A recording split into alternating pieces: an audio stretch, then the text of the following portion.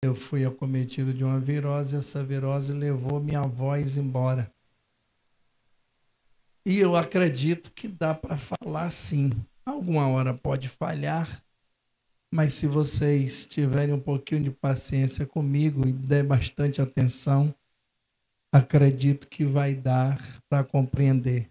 Se der alguma crise de tosse aqui também, os irmãos nos perdoem, tá bom? É só questão de saúde mesmo. Mas eu não posso deixar de falar aquilo que o Senhor propôs para nós na noite deste dia. Amém, meus irmãos? E outra coisa, a gente não pode dar lugar também à enfermidade, não. Tem gente que se a cabeça doer, ele não vai na igreja. Se gripar, não vem na igreja. Se o pé doer, não vem na igreja. A Bíblia diz que quem precisa de Jesus são os doentes. Doentes de todos os sentidos,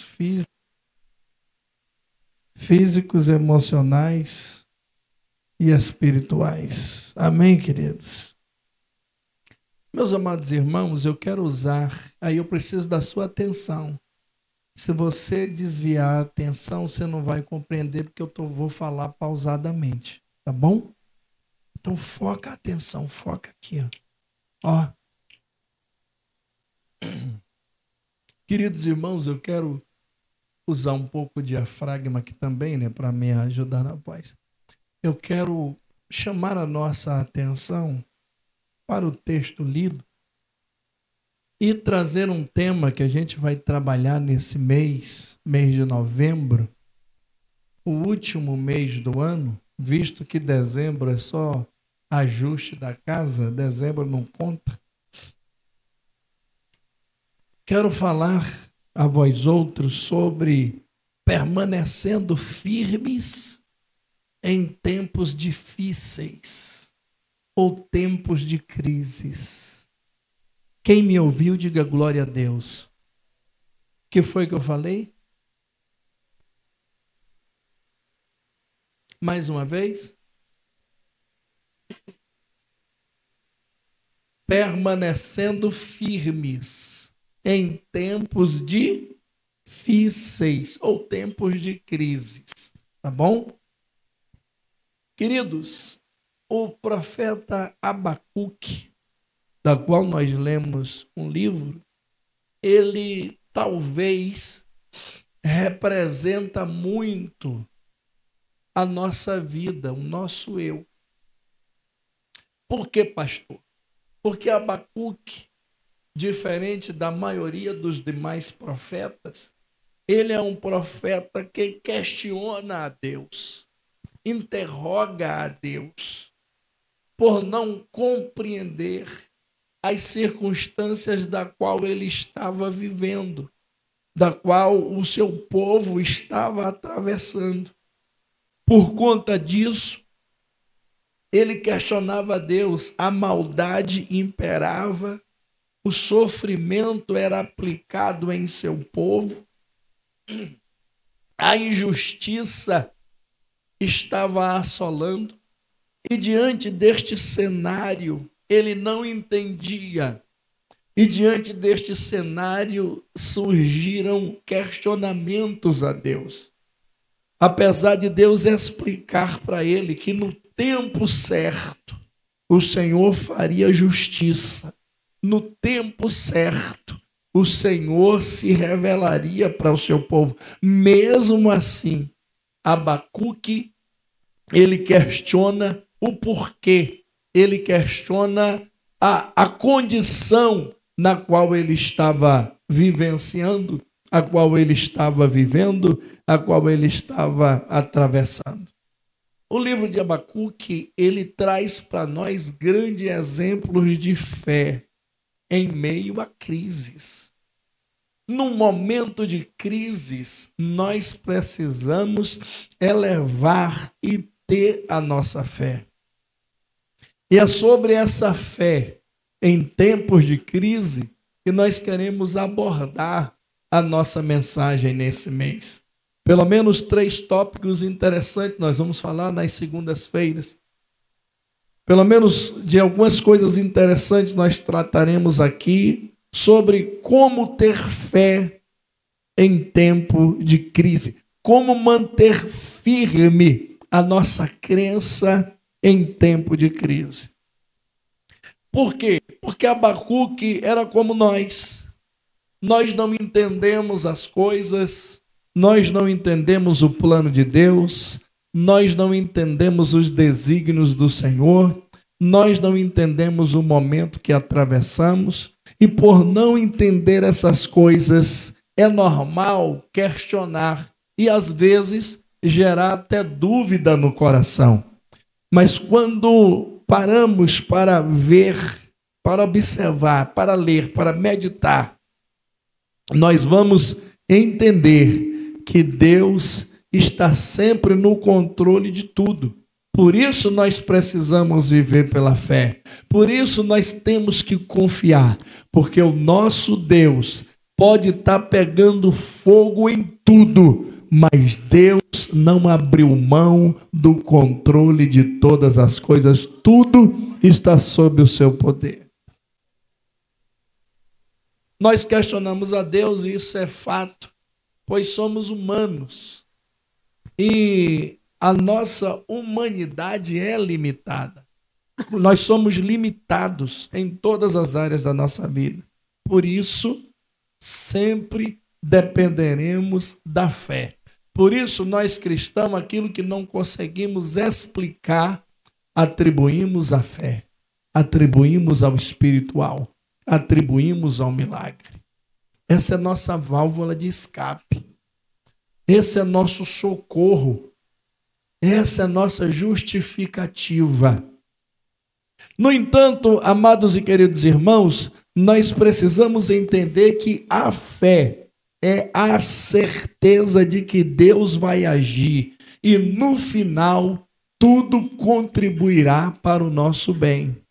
Quando nós estamos atribuindo algo à fé, nós estamos declarando para nós mesmos, para o mundo e para o diabo, que nós temos certeza de que Deus vai se levantar e vai agir em nosso favor. Então, agir pela fé em tempo de crise é dar uma declaração pública e notória de que temos certeza de que Deus vai se levantar e agir, e tudo vai contribuir para o nosso favor, tudo vai contribuir para a nossa vitória. Amém, meus irmãos? Então, em tempos difíceis, faça como o profeta. Escolha permanecer firme na fé, olhando para Jesus, que é o autor e consumador da nossa fé. Amém, amados? Então nós vamos falar nesta noite sobre 3 tópicos importantes: como permanecer firme em tempos difíceis. Como permanecer firme em tempos difíceis. Amém? Dá para a gente continuar assim, tá bom? Então vamos lá. Como permanecer firme em tempos difíceis? Pergunta para o seu irmão: você está preparado? Pergunte para ele, irmão: você está preparado, irmão? Então vamos lá. Como permanecer firmes em tempo difícil? Em primeiro lugar, decida confiar. Eu disse o que, irmãos? Mais uma vez, deixa eu te dizer uma coisa, olhe para mim. A confiança é uma questão de decisão. Eu disse o que, irmãos? Somos nós que decidimos se vamos confiar ou não confiar. Sou eu quem decido se confio ou não confio. É você que decide se confia ou não confia. É um ato exclusivo humano a confiança. Em tempos de crise, decida confiar em Deus. Em tempos de crise, confie no Senhor. Em tempos de crise, não confie na sua força, na sua intelectualidade, nas suas amizades. Em tempo de crise, decida confiar no Senhor Jesus.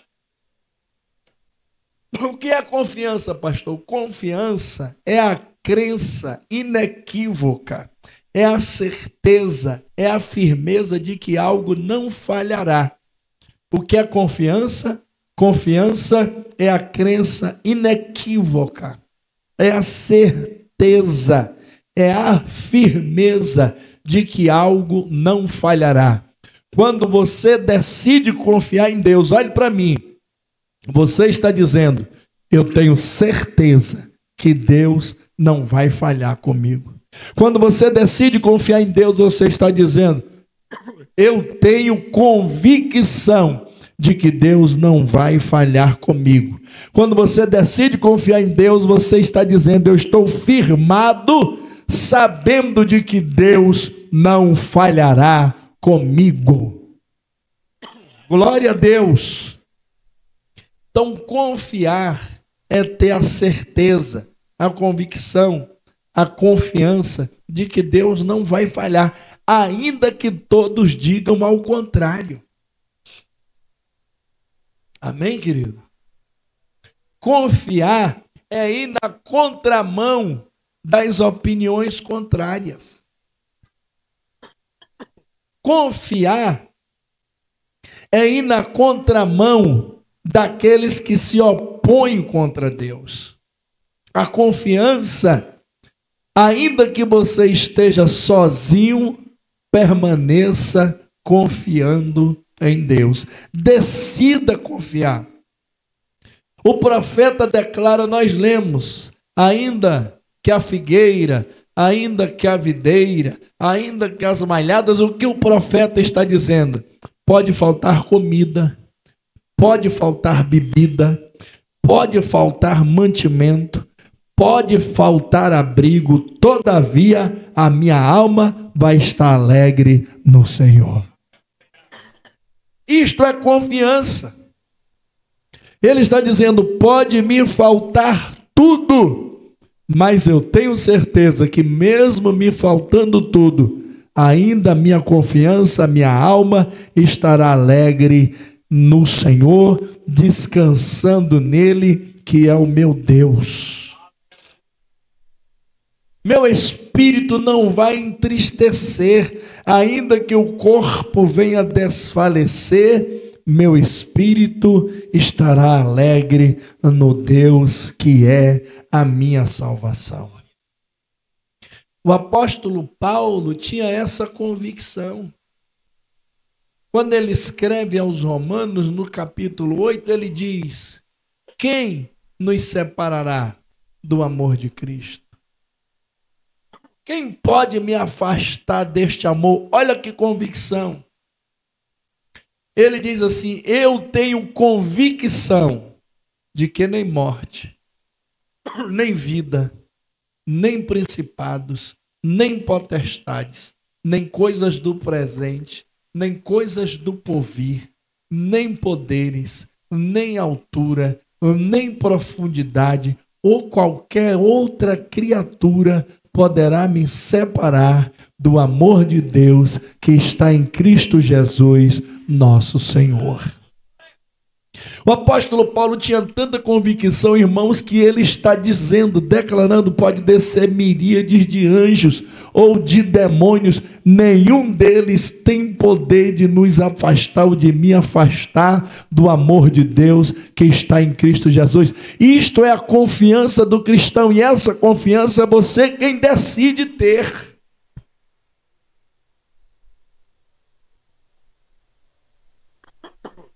Essa confiança é você quem decide ter. Eu decido confiar. Você decide confiar. Somos nós que decidimos se confiaremos ou não. Amém, meus irmãos? Então, repitam após mim: eu sou quem decido se confio em Deus ou não. Mais uma vez. Mais uma vez. Amém?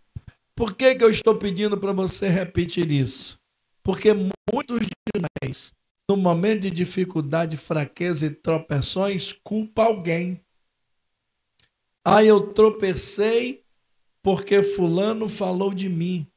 Ah, eu não consegui porque Beltrano... Irmãos, isso é conversa de derrotado. Isso é conversa de fracassado. De que se queixa o homem, diz a Bíblia? Dos seus próprios pecados. A sua queixa só tem um culpado, você mesmo. Nem o diabo é culpado pelas suas quedas, pelos seus fracassos, pelas suas fraquezas. Sabia disso? Porque não está escrito na Bíblia que o diabo tem poder para te obrigar a fazer alguma coisa. Ele não nos obriga a fazer nada. Aquilo que fazemos é porque decidimos fazer. Sou eu que decido o que eu faço. É você que decide o que você faz. Então, nesta noite, Deus nos trouxe aqui para a gente decidir, em meio a quaisquer circunstâncias, confiar no Deus que tudo pode. Amém, meus irmãos? Então diga, eu decido confiar em Deus. Mais uma vez. Mais uma vez. Agora, olhe para mim. Por que, como eu decido confiar em Deus? Olhe para mim. Eu vou conjecturar para a gente entender. Vamos lá. Vamos lá. Você conhece alguém hoje? Você já confia naquela pessoa que você conheceu hoje? Sim ou não? Sim ou não? Não. Não. Para você confiar em alguém, você precisa ter um tempo com ele, conhecer a fundo, ver se ele não fala demais, se ele guarda segredo, se ele é uma pessoa de caráter, experimentar da presença daquela pessoa, observar as atitudes daquela pessoa. Não é assim? Ou não é assim? Ou você já vai confiando em todo mundo? Nos nossos relacionamentos, nós selecionamos em quem confiar. Amém, meus irmãos? E essa seleção exige critérios. Repitam, para eu confiar em alguém, eu preciso de critérios. Amém? Agora, como eu confio em Deus? Quais são os critérios para eu confiar em Deus? Quais são os passos para eu decidir confiar no Senhor? Primeiro deles, você precisa conhecer a Deus. Como é que você vai confiar em quem você não conhece? Como é que você vai confiar em quem você não se relaciona? Ora, para eu confiar em Deus, eu preciso o quê? Eu preciso o quê, irmãos? Eu preciso o quê, irmãos? Eu preciso o quê, irmãos? É por isso que o profeta Oséias, ele declara assim, ó, conheçamos e, vamos lá, conheçamos e prossigamos. Ou seja, o conhecimento de Deus, ele não é estático, estagnado, enclausurado. Ele é um conhecimento contínuo que vai se aumentando à medida que você vai se relacionando com ele. Amém, irmãos? Então nós precisamos conhecer e estreitar esse conhecimento, prosseguir conhecendo a Deus. Quem está me ouvindo, diga glória a Jesus. Então, o primeiro passo para você confiar em Deus, você precisa conhecer. Ora, se para confiar eu preciso conhecer, e o conhecimento de Deus me dá segurança, o oposto também é verdadeiro. Amém, irmão?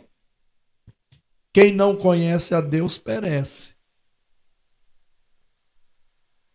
O próprio livro de Oséias, no capítulo 4, versículo 6, é o famoso texto que nós lemos direito, está escrito: o meu povo é destruído ou perece ou é derrotado por lhes faltar o quê?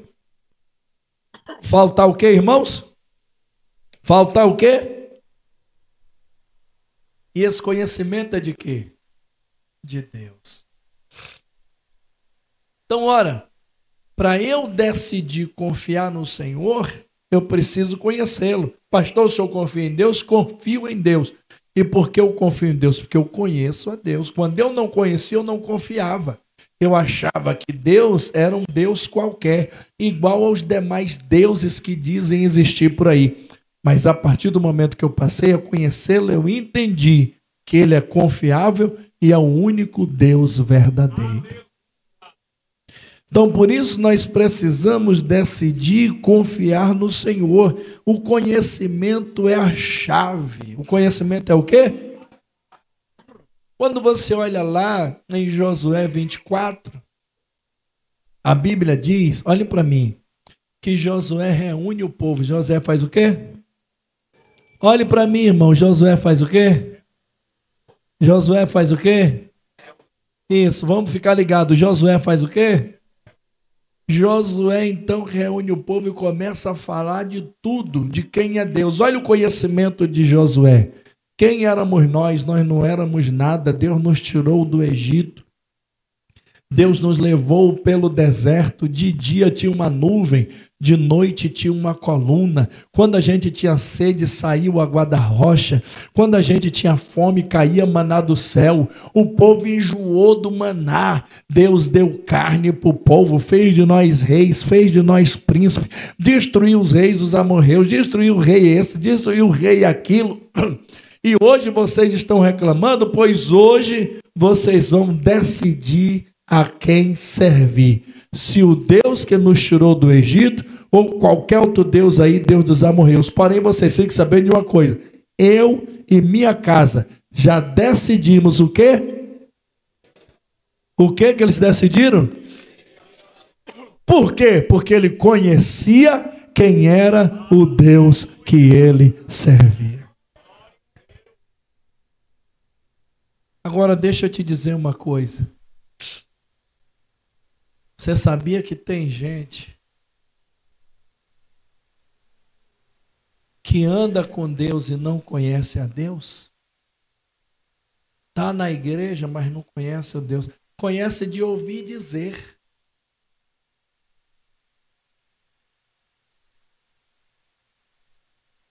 Então, irmãos, o que é que Deus quer de nós? Olhe para mim.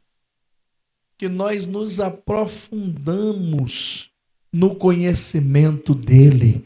Conheça e prossiga em conhecer a Deus.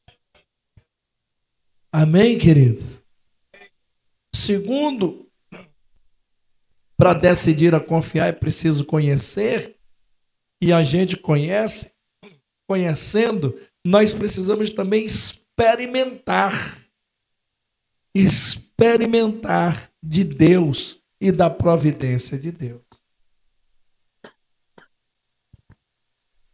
Quem tem experiência com Deus sabe que pode confiar nele. Eu disse o quê? Mais uma vez. Quem tem experiência com Deus sabe que pode confiar nele.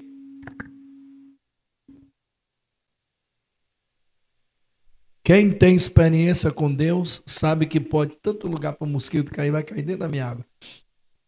Quem tem experiência com Deus sabe que pode confiar nele. A experiência vem do relacionamento. Agora olhe para mim. Muitas vezes nós não nos relacionamos com Deus. Já tirei, meu filho. Nós não nos relacionamos com Deus, não temos uma experiência com Ele. Vivemos de experiência dos outros.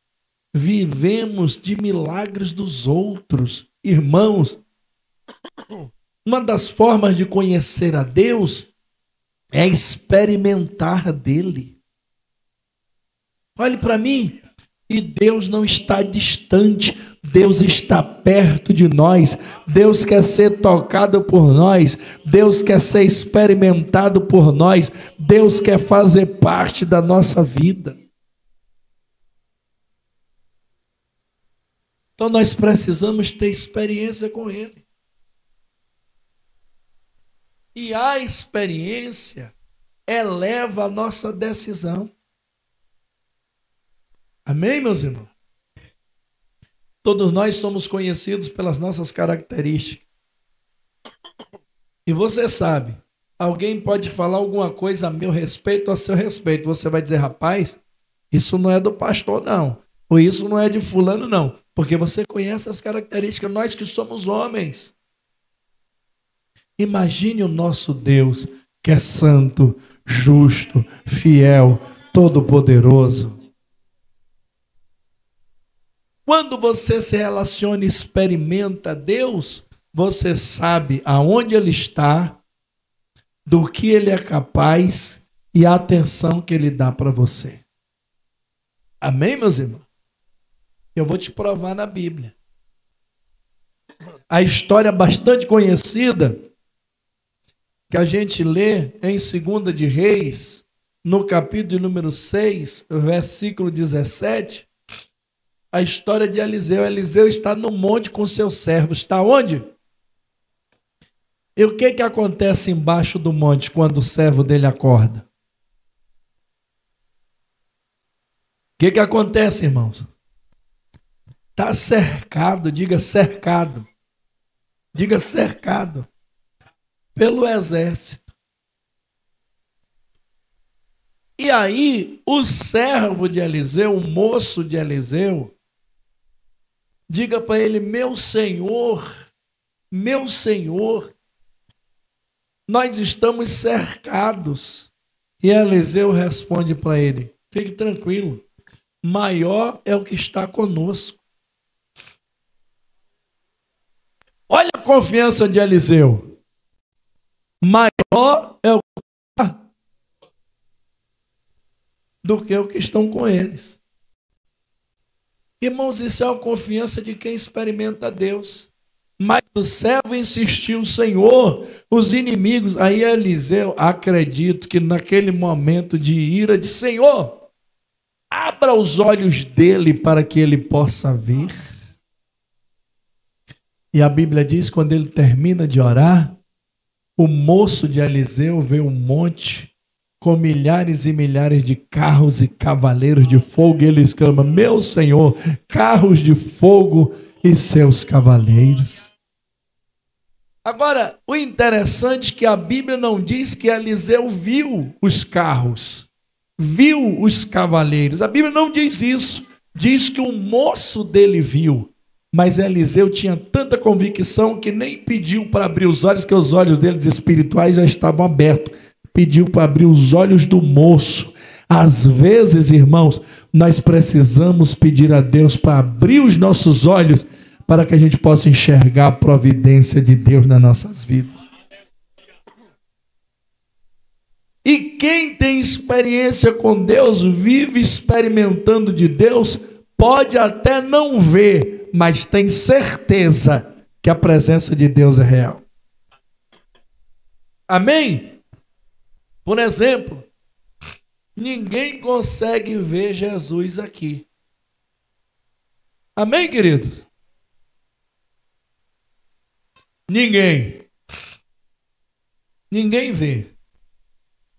Mas eu tenho certeza que Ele está aqui.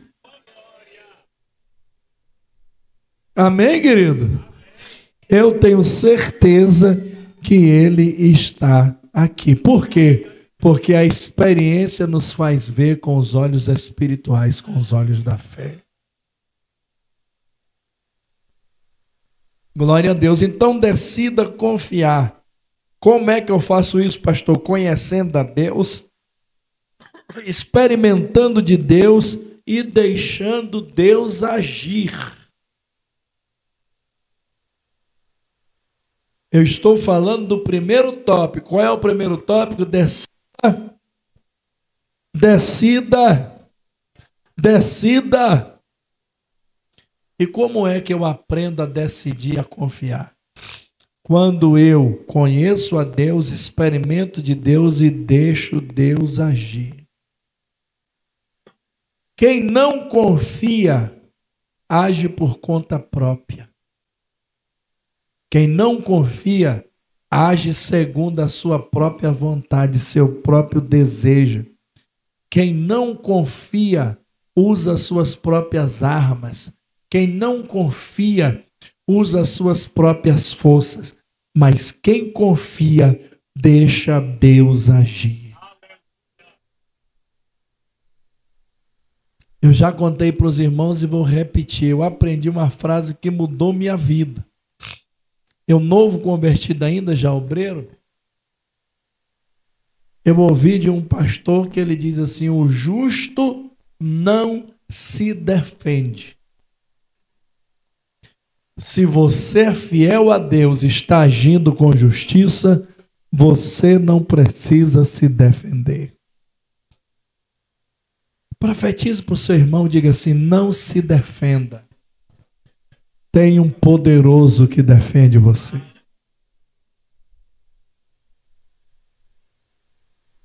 Amém, meus irmãos?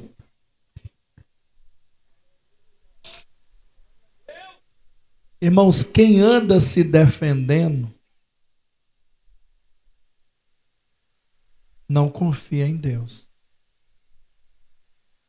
Amém, queridos?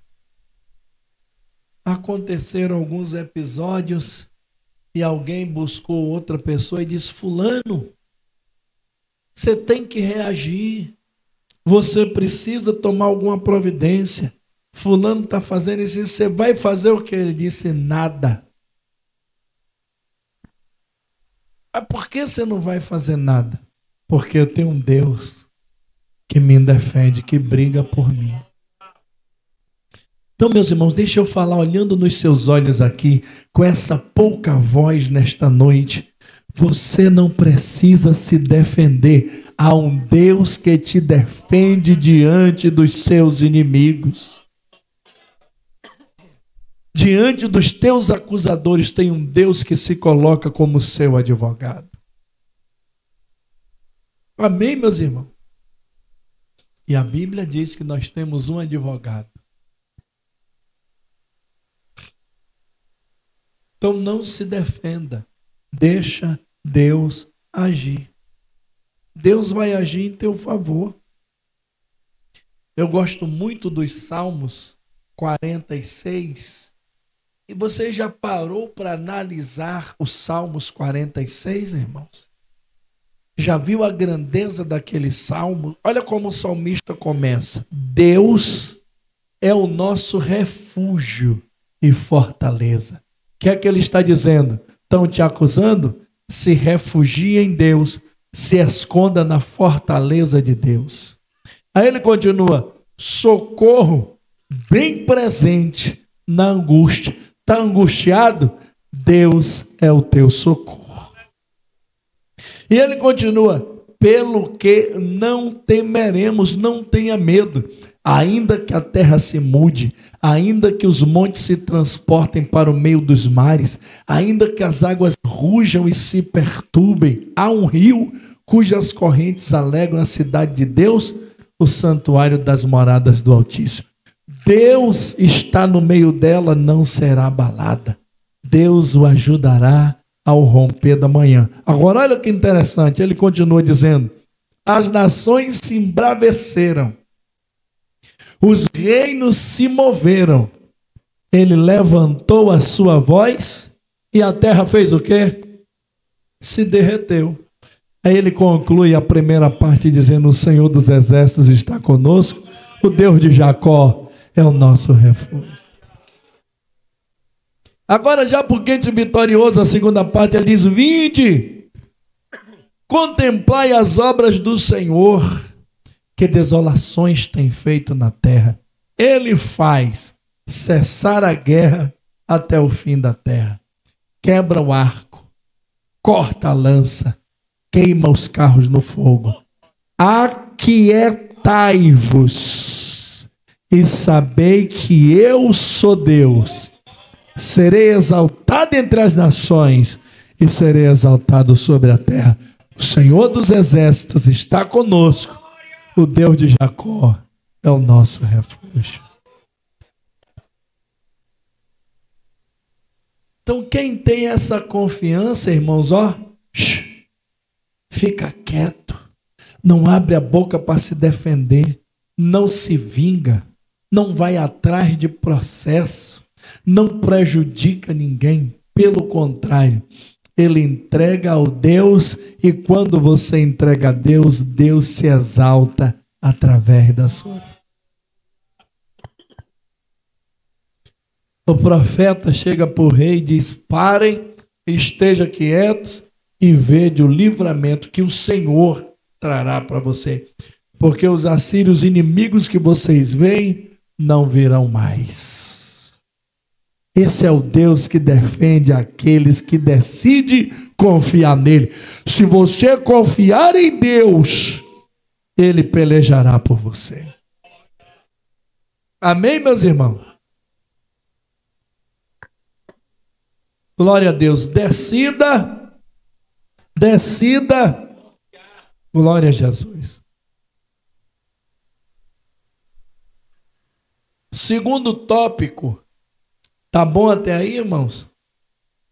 Segundo tópico. Vivendo pela fé. Eu disse o quê? Mais uma vez. O capítulo 2 de Abacuque, o versículo 4, olha só o que é que está escrito. A gente leu 3, mas vamos voltar aí no 2, versículo 4. Leia aí para mim alguém, por gentileza, enquanto eu hidrato a garganta.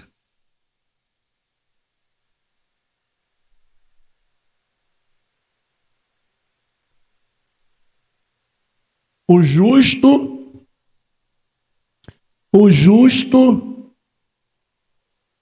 o apóstolo Paulo faz citação deste versículo em Romanos 1,17, em Gálatas capítulo 3, e em Romanos 1,17 ele diz: nele se descobre toda a justiça, porque está escrito: o justo viverá pela fé. Repitam comigo: o justo, mais uma vez,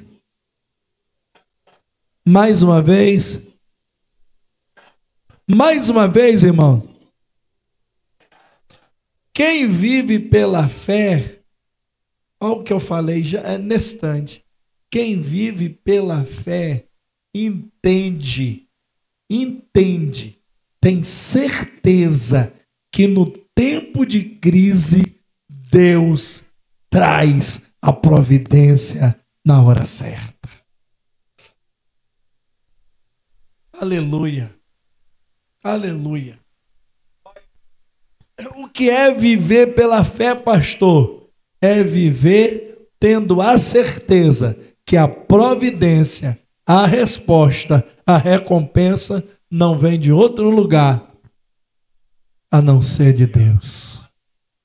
Isso é viver pela fé. Amém, meus irmãos? Quer um exemplo disso? Daniel 3. Olha para mim, cochila não, irmão. Daniel capítulo 3, versículo 16 e 17. Capítulo 3 de Daniel, os irmãos vão ler que o rei cria aquela estátua e baixa o decreto para que todo mundo, quando ouvir teclado, eu estou conjecturando, não tinha teclado naquela época, né? Guitarra, contrabaixo, bateria, tocar, devia se prostrar. Isso era o decreto real. Mas tinha 3 jovens ali, Ananias, Misael e Azarias, que tocavam o pagode, o samba, o rock, e o forró, e eles continuavam de pé. Aí, irmãos, isso logo chamou a atenção do inimigo. e foram denunciar para o rei. E o rei mandou capturá-los e trouxeram a presença capturada. Eles não vieram voluntariamente. Eles vão na presença do rei e o rei diz assim: é de propósito, meus filhos, que vocês não se dobram diante da estátua que eu mandei levantar? Pois eu vou mandar tocar de novo e eu quero ver quem é o rei, o Deus que vai te livrar da minha mão. E olha a resposta dele: o rei, é de propósito sim. Agora, acerca desse negócio aí, a gente não precisa te dar nenhuma resposta. Mas fique sabendo que o Deus a quem... Olha a fé dos meninos, irmão. O Deus a quem nós servimos é poderoso para nos livrar da tua mão e da fornalha de fogo ardente.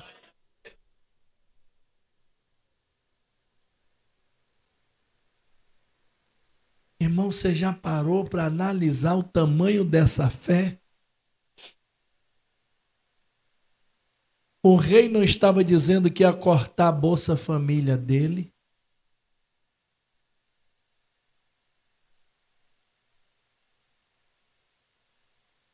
O rei não estava dizendo que ia cortar o benefício. Vai cortar seu benefício. Não, então vou ter que mentir. Jesus, perdoa só dessa vez essa mentirinha aí, porque eu não posso perder meus R$600.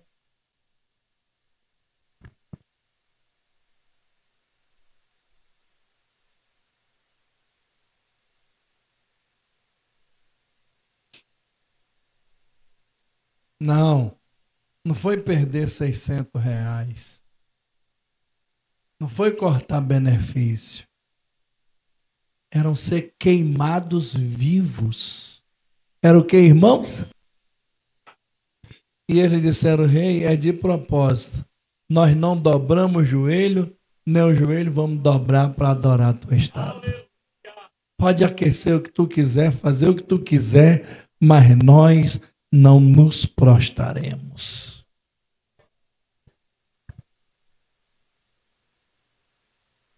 Quem vive pela fé, irmãos, não tem medo de fornalha, não tem medo de leão, nem foge de perigo. Por quê, pastor? A confiança dele está em Deus.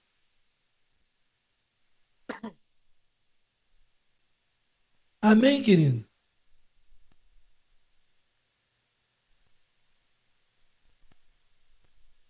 A gente anda com medo de tudo e de todos. Temendo tudo e todos.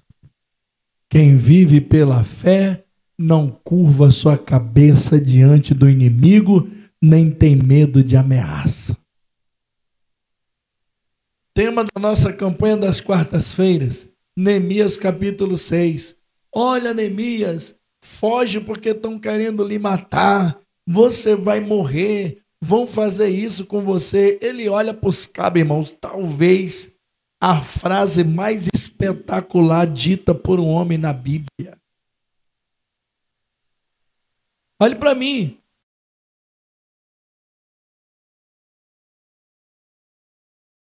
Faixa preta de jiu-jitsu, era sniper, atirador de elite. Neemias era copeiro. Era o que, irmãos? Não sabia lutar, não sabia atirar. Mas ele olha para os cabras que vieram dar um recado e diz assim: rapaz, eu sou macho e um homem como eu não foge de ameaça, não. Porque ele era mais homem do que os outros? Não, irmãos. Ele entendeu que estava vivendo pela fé, cumprindo o mandato do Senhor. E se tivesse que morrer naquilo ali, morreria. Mas quem vive pela fé não foge de ameaça. Não se esconde. Não inventa desculpas. Covarde é que inventa desculpa. Covarde é que se esconde. Quem vive pela fé confia em Deus, morre se preciso for, mas não inventa desculpa e nem se esconde, nem foge do inimigo. Amém, meus irmãos? Confia naquele que o chamou. Confia naquele que o chamou. Agora, o segundo tópico é viver pela fé. Como viver pela fé, irmãos? Eu já ensinei aqui como confiar em Deus. Vou ensinar também como viver pela fé. Em primeiro lugar, para viver pela fé, crie. Eu disse o quê? Crie uma rotina progressiva de oração. Eu falei o quê, irmãos?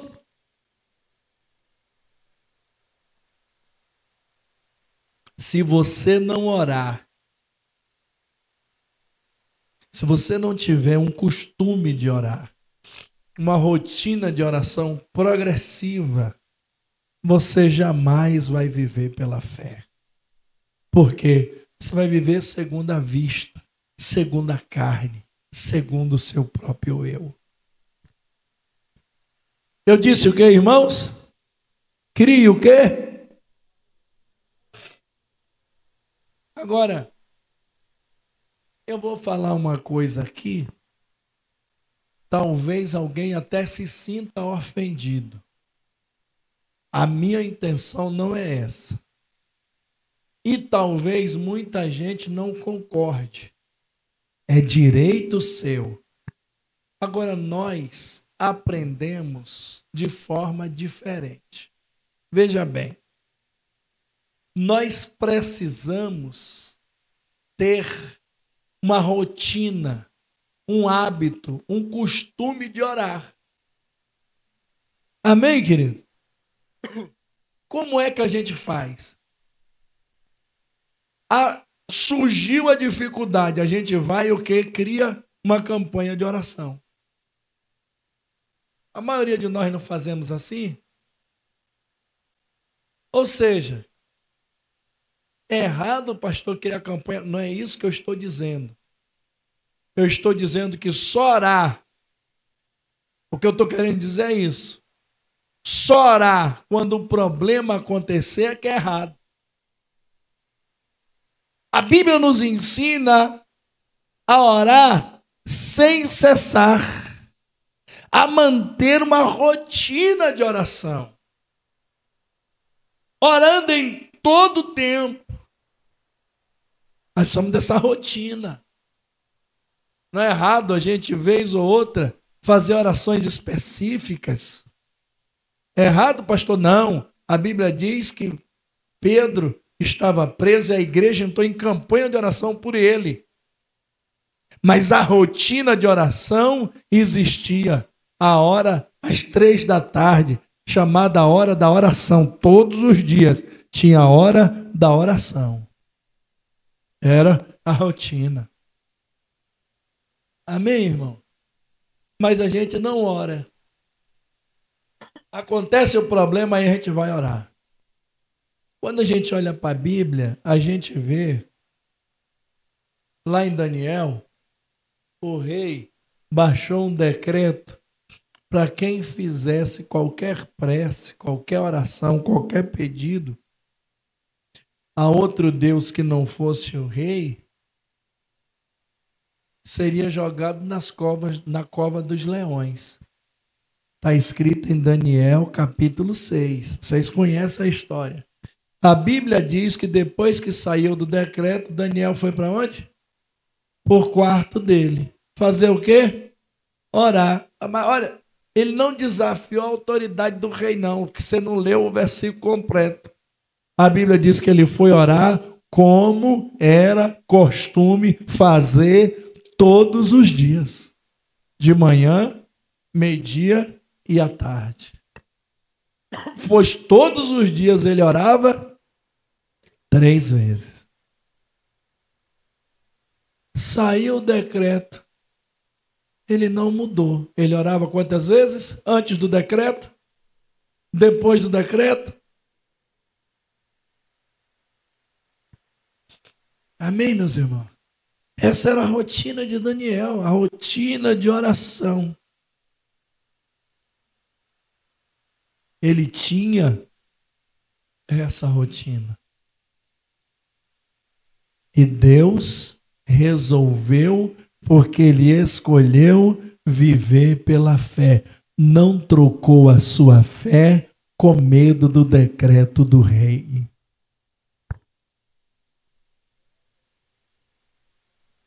Eu preciso dizer isso aqui e vocês vão me compreender.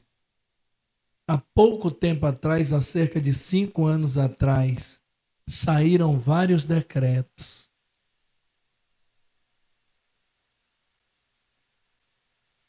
Irmãos, e o que tinha de irmão querendo matar o outro irmão, porque às vezes descumpriam o decreto para vir orar. Às vezes descumpriam o decreto para vir buscar a Deus. E vocês sabem do que eu estou falando. Nós precisamos viver pela fé. E viver pela fé é manter a confiança plena no Deus que resolve todas as coisas, irmãos. Aleluia. Então mantenha ou crie uma rotina progressiva de oração para viver pela fé. Segundo, viva diferente. Viver pela fé é viver diferente. Quem vive pela fé tem uma vida diferente dos demais. Amém, meus irmãos? Quem vive pela fé tem a vida diferente dos demais.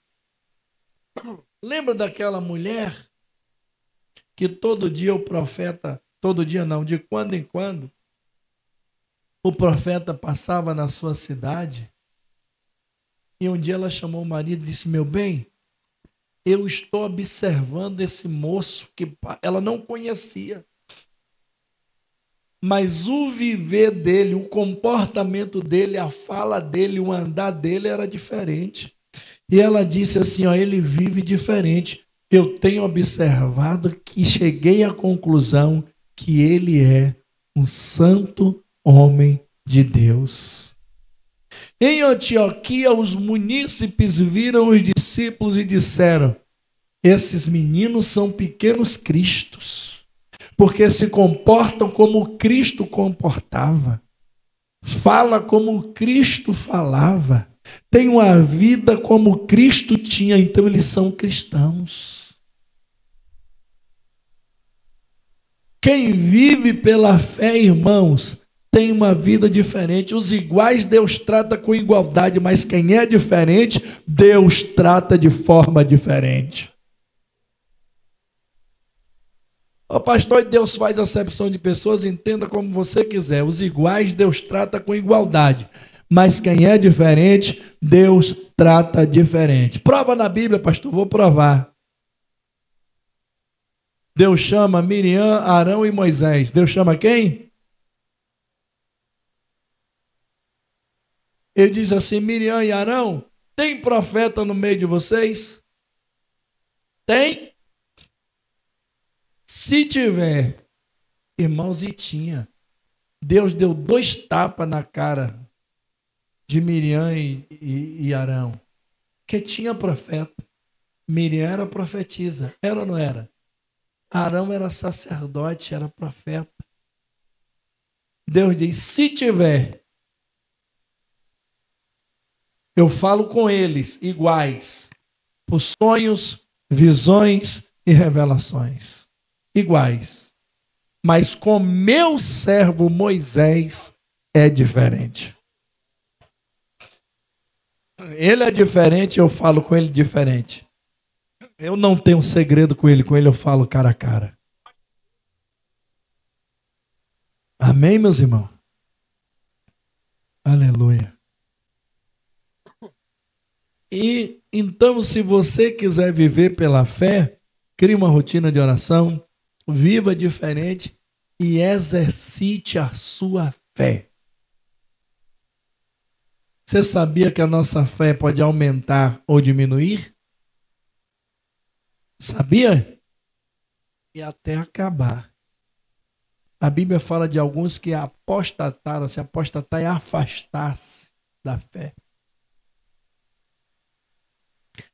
Para que a nossa fé não acabe, a gente precisa exercitá-la. Pastor, como é que eu exercito minha fé?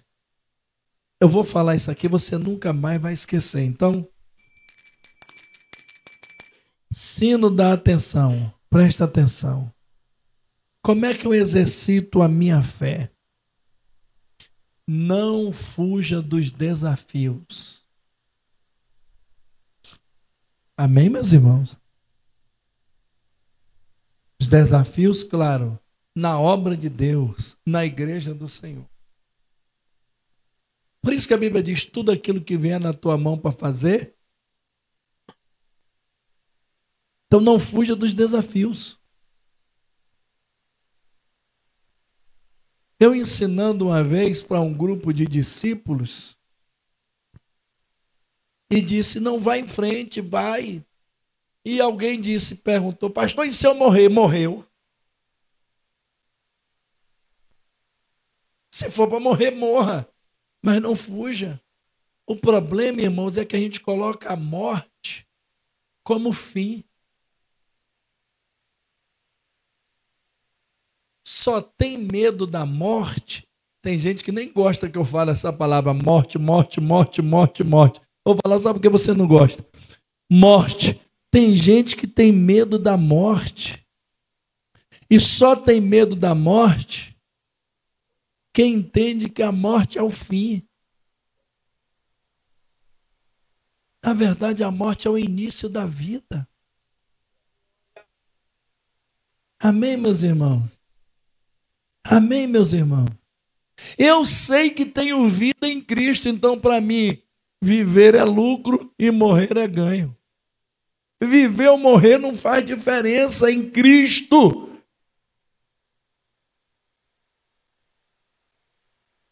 Por isso Paulo diz agora, vivo não mais eu, mas Cristo vive em mim. E a vida que tenho não tenho como preciosa, porque eu já estou morto para este mundo.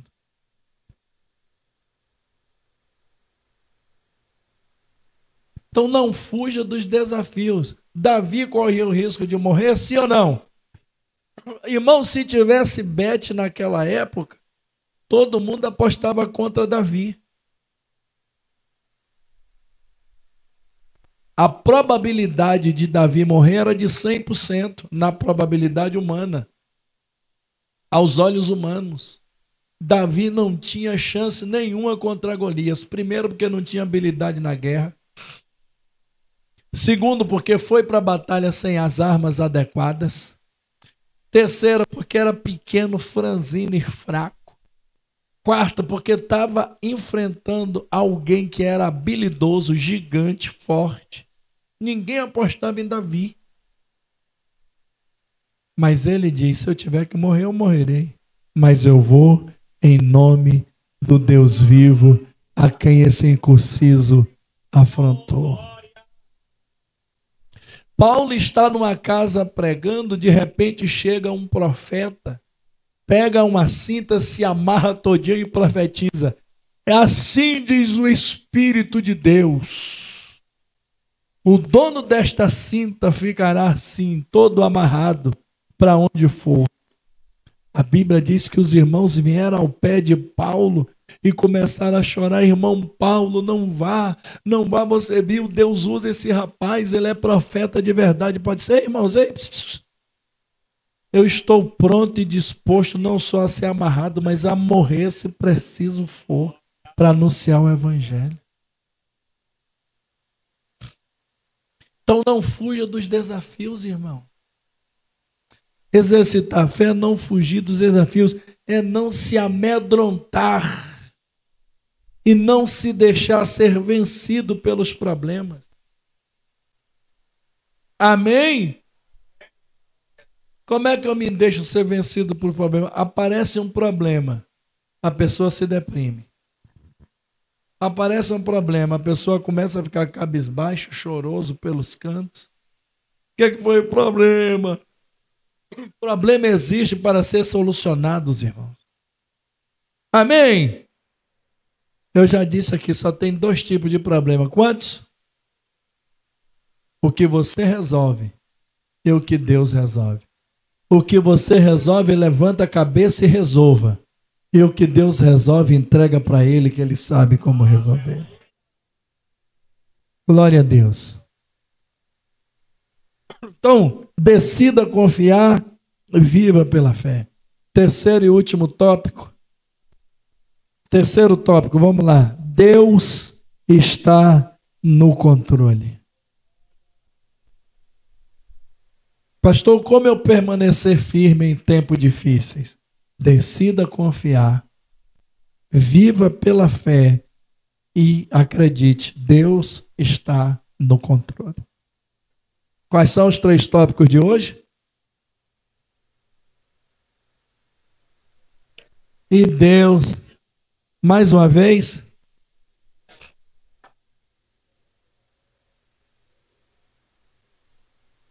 então, diante das circunstâncias da vida, não se desespere.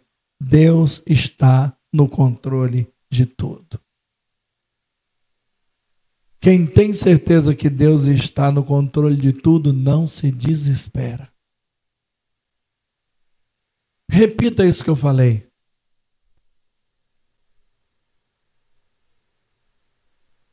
Mais uma vez. Mais uma vez.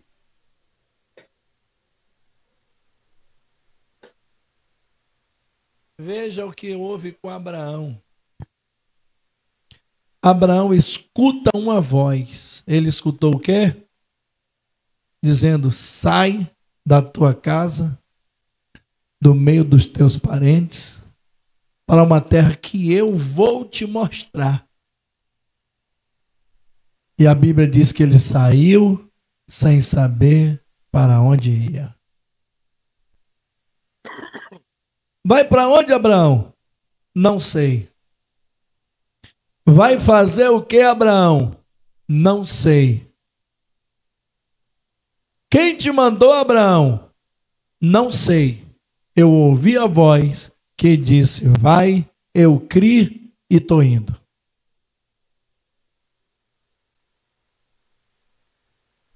E a Bíblia diz que isso lhe foi imputado por justiça. Por isso que ele é o pai da fé. Claro, depois Deus se revelou para ele.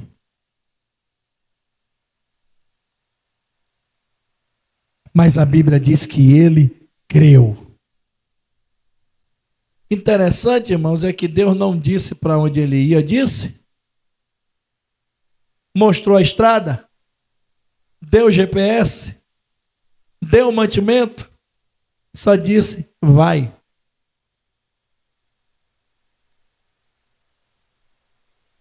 Irmãos, é preciso confiar muito em Deus, crer muito que Deus está no controle de tudo para fazer isso.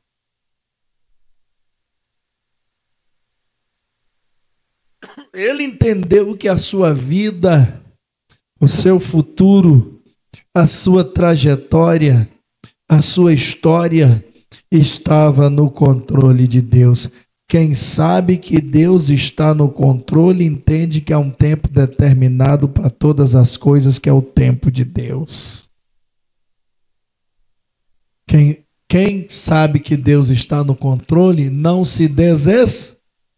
Quem sabe que Deus está no controle entende que há um tempo determinado para todas as coisas. E esse tempo é o tempo de Deus. Amém, meus amados? Agora, como eu entendo que Deus está no controle nesse tempo difícil? É difícil, mas dá para entender. Glória a Jesus.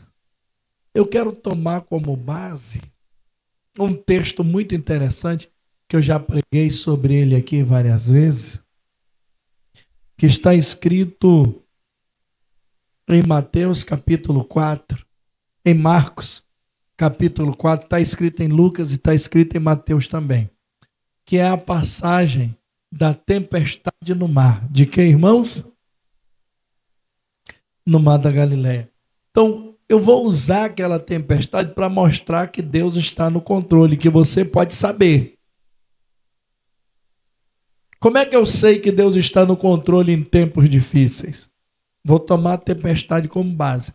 A Bíblia diz que Jesus chama os discípulos e diz: passemos para o outro, passemos para o outro, passemos para o outro. Qual foi a ordem? Qual foi a ordem? Jesus, cansado, foi descansar. E o barco segue. No meio do mar tem tempestade, vento, e o barco vai quase a pique. E os discípulos lutam com as próprias forças. Lembra do que eu falei no início? Quem não confia, luta com as próprias forças. E eles tentam, e nada, até que eles, cansados, exaustos. Rapaz, cadê Jesus? Está dormindo. Vai chamar ele para nos ajudar. Olha para cá. Olha para mim. Os discípulos não chamaram Jesus para resolver o problema. Os discípulos chamaram Jesus para que Jesus ajudasse eles a resolver o problema. Amém, meus irmãos? Vocês sabiam disso? Como é que eles estavam resolvendo o problema? Um baixando a vela, içando vela, outros tirando água do barco, e Jesus dormindo. Isso é muita folga. Dá um balde para ele. Vai chamar ele para que ele venha ajudar a tirar água aqui, pelo menos. Ele não sabe velejar, manejar o barco. Vai chamar ele pelo menos e dar um balde. Eu estou vendo a cena, irmãos. Os discípulos no barco e Jesus acordando. Que é ruim ser despertado de uma soneca, não é? Ainda mais como foi, acorda, acorda, porque na hora da acorda, acorda. Você não está percebendo que a gente vai afundar? E Jesus acordando, e vem alguém com um baldezinho, toma, toma. Para que isso?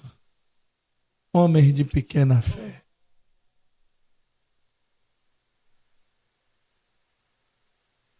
Qual é o problema? É a tempestade? O vento? O mar? Se aquietem. Fique quieto. Só isso. E os discípulos falaram: meu Deus, quem é esse homem? Quem é esse homem que até o vento e o mar lhe obedecem? Entenderam por que eles não chamaram Jesus para resolver o problema? Eles chamaram Jesus para ajudá-los a resolver o problema? Às vezes nós não somos assim. A gente não chama Jesus para resolver o problema. A gente chama Jesus para nos ajudar a resolver o problema. Não, Jesus, eu estou resolvendo, preciso só de uma mãozinha sua aqui. Porque a gente não conhece Jesus. Jesus, quando chega, chega para resolver. E eu sei que Ele está chegando na sua casa para resolver. Na sua empresa, na sua vida, na sua família para resolver. Amém, meus irmãos? Essa é a história. Agora, como eu sei, pastor, que Deus está no controle? Jesus nunca perdeu o controle da embarcação, da sua vida. Agora, em primeiro lugar, a gente precisa entender que mesmo com Jesus no barco, tem tempestade. Amém, meus irmãos? Jesus estava onde? E tinha tempestade ou não tinha? Então, a presença de Jesus na sua vida, no seu barco, não anula as tempestades que podem acontecer. Abraão teve problema? Sim ou não? Teve ou não teve? Mas nenhum problema foi capaz de pará-lo. Quando você sabe que Deus está no controle, não significa que não vai haver tempestade, mas significa que a tempestade não vai ter o poder de te parar.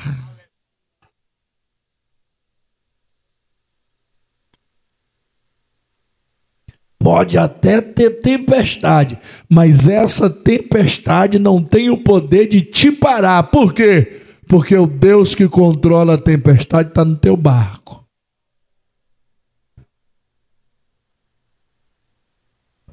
Aleluia.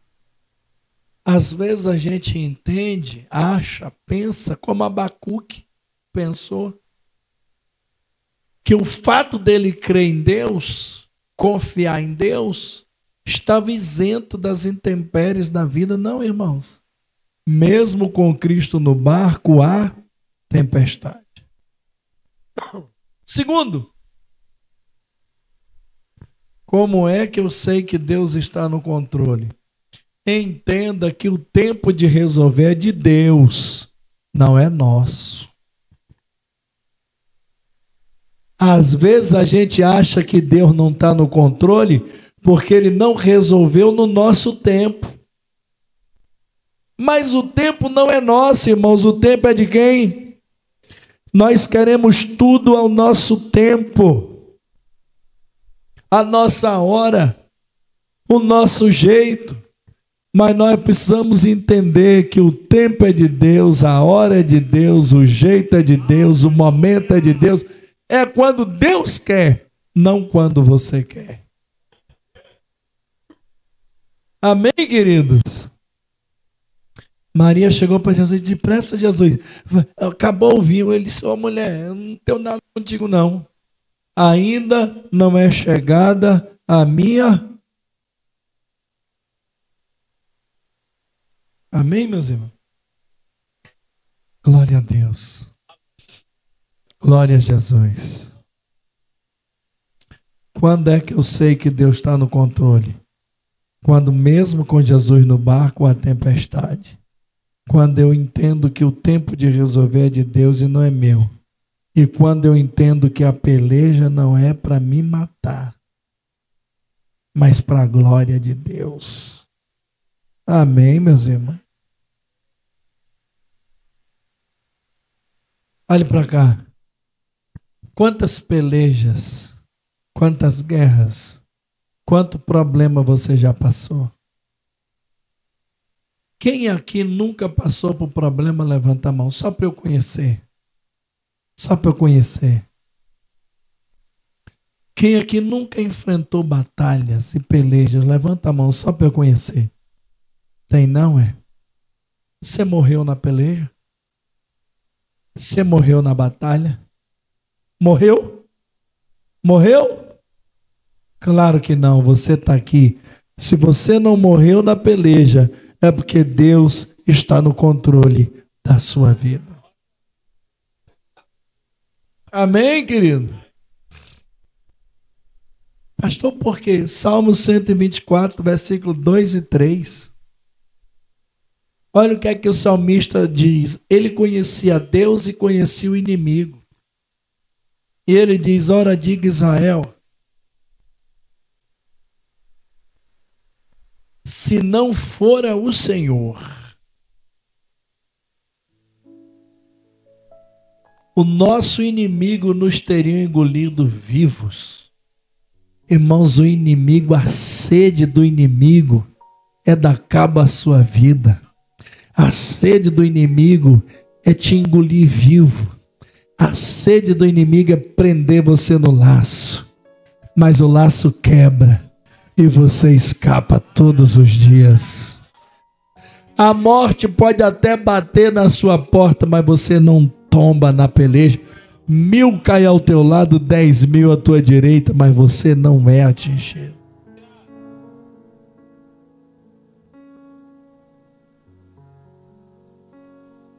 Se Deus não tivesse no controle da nossa vida, nós não estaríamos mais aqui.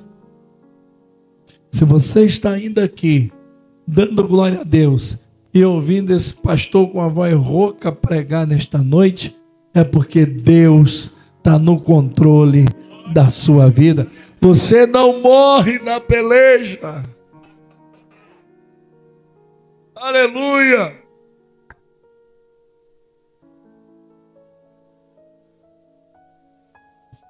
Glória a Deus. Pastor, mas as coisas estão dando errada.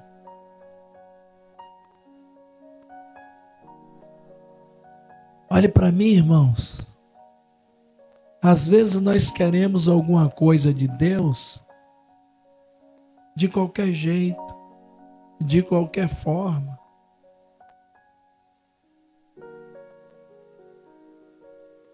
Se Deus está no teu barco precisa estar pronto para navegar. Não pode estar furado. Se tiver furado, vai encher d'água. Então aproveita, repara os furos.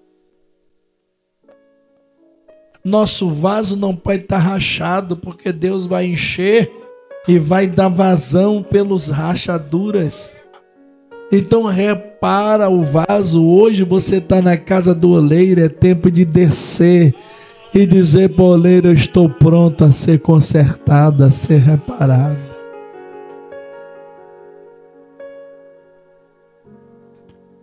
Deus está no controle. Entenda, creia, aprenda. Deus está no controle das nossas vidas. É Ele quem governa a nossa vida, Ele que governa a história. Deus nunca entregou o controle da história para ninguém. O controle da história está na mão dEle. Tudo que acontece é permissão dEle e Ele comanda todas as coisas.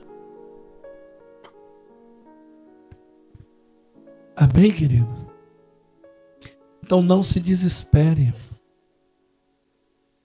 Não fique ansioso.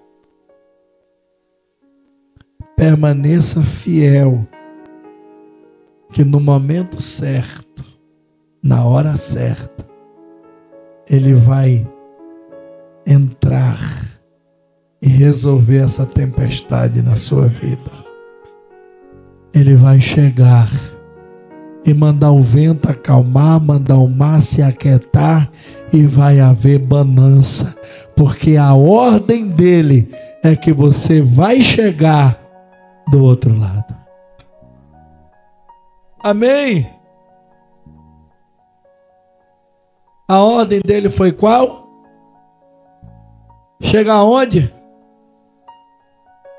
Pastor, tem tempestade no caminho, e daí, irmão? A ordem de Abraão foi para uma terra abençoada.